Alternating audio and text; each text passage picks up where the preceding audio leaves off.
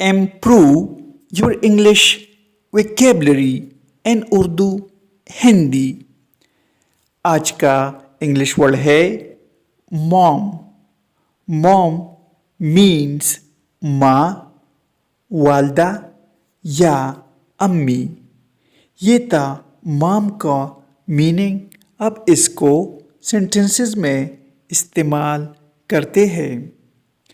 Thanks for being such a good mom. इतनी अच्छी माँ होने का शुक्रिया। Mom what did you make for dinner. माँ तुमने रात के खाने के लिए क्या बनाया है। Viewers, subscribe this channel to improve your English vocabulary with meaning.